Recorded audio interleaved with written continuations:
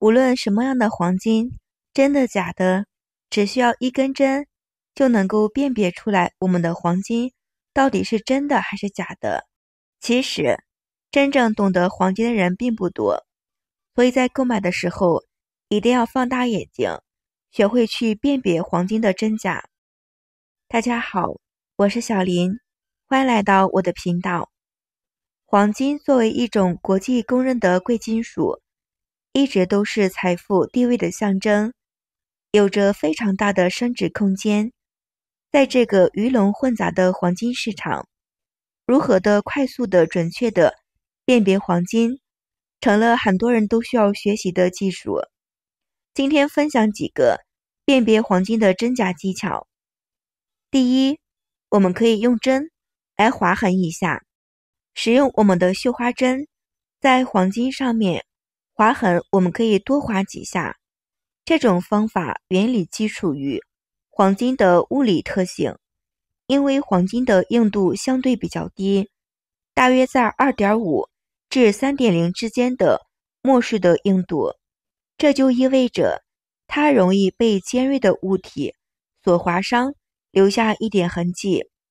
如果用尖锐的物体像绣花针在表面轻轻地划过，黄金就会留下明显的划痕的，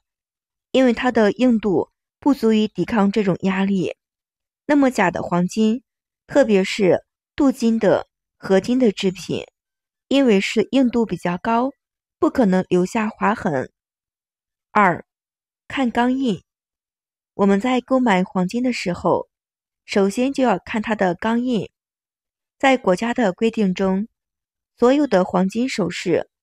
必须有钢印标识它的一些材料还有纯度。不同的纯度黄金，它的钢印有所不同。千足金，它就是表示了含金量不低于 99% 的黄金，它的钢印就有足金的999、AU 的999、足金的990、AU 的990，表示就是纯度不低于 99% 的黄金，它符合了足金的标准。万足金就是含金量不低于 99% 的黄金，它的钢印有 AU 的9999、万足金或者是999的金、AU 的916、G22K， 表示就是含金量为 91.6% 的 22K 金、AU750、G18K、G750，就是含金量为 75% 的 18K 金、AU585、G14K， 表示了含金量为 58.5% 的 14K 金。如果是遇到了 18K 的 RGP、14K RGP 的钢印饰品，那表示了镀金的首饰，含金量即比较低。而 14KF、18GKF 的含金量也同样比较低，是包金的首饰。三，听声音。黄金的密度是非常大的，哪怕是那种只有1两的黄金首饰，拿在手上，我们都能够感觉到它的质量非常的大，特别的是有分量。因为这一个特性，所以说一般情况，我们用听声音的方法辨别黄金的真假。黄金的密度比较大，这样就会导致了它从高处扔下去发生了声音，十分的沉闷。为了让大家能够听清楚黄金发生的声音比较沉闷，我用一个盘子。我们都知道，任何的金属和我们的盘子相碰，撞到一起就会发出比较清脆的悦耳的声音，甚至是刺耳的声音。但是黄金它的密度比较大，当我们扔下去的时候，明显的能够听到它的声音比较沉闷，一点都不清脆，也不够悦耳。不管是黄金项链还是黄金戒指，都是如此的。而非黄金的其他的金属饰品，我们听一下声音，从颜色上辨别看不出多大的差距，但是我们从它高处往下扔，听听它的声音，一下子就能够辨别出真假。能够听到了真黄金饰品发出的声音比较短，而且也比较沉闷，假的首饰发出的声音特别的清脆悦耳，所发出的一些声音持续的时间比较长。由于它所含的一些低密度低的，导致了首饰扔进去似乎有一点点的回弹声音，而且黄金发出的声音则是完全的不同。从这个方面也是特别的好鉴别我们的黄金的真假。亲爱的朋友们，视频看到这里啦，如果喜欢我的视频，请您用发的小手帮我点个赞吧，您的每一个点赞对我来说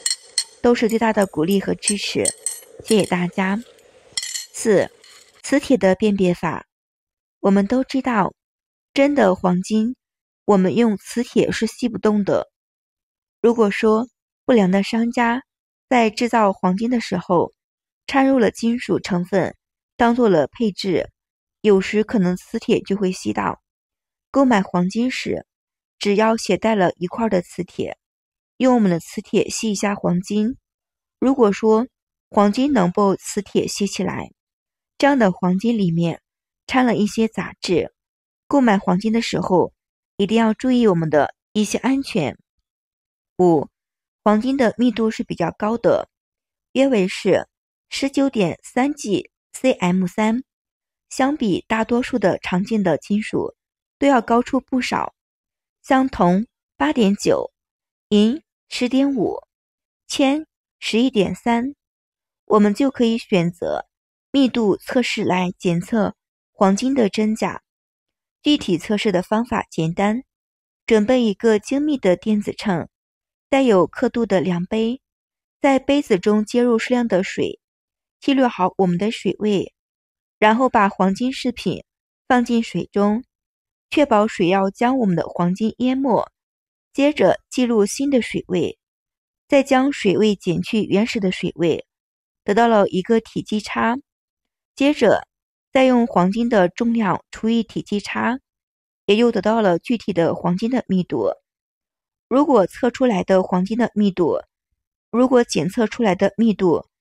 偏低于 19.3 的 GCM3， 那么可能就是掺假或者是镀金。6. 白醋法。家里面平时用来炒菜的白醋，这里一定要用白醋，陈醋是不可以的。我们也知道，白醋有很强的酸性，对于很多金属来说就有一定的腐蚀性，而真的黄金它的化学制度非常的稳定，是不会和醋发生任何的反应。我们可以利用黄金的这个特性，就用白醋辨别它的真假。碗里倒入白醋，再把黄金放到碗里浸泡50分钟，1个小时左右，基本上就能够辨别出真假。如果此时发现了黄金没有任何的化学反应，特别是黄金的表面没有任何的颜色变化，那说明了是真的黄金。如果发现了我们的饰品与白醋发生了化学反应，表面颜色发生了变化，那说明了合金的黄金。当然了，这个辨别方法也是有利弊的，大家要谨慎的去使用。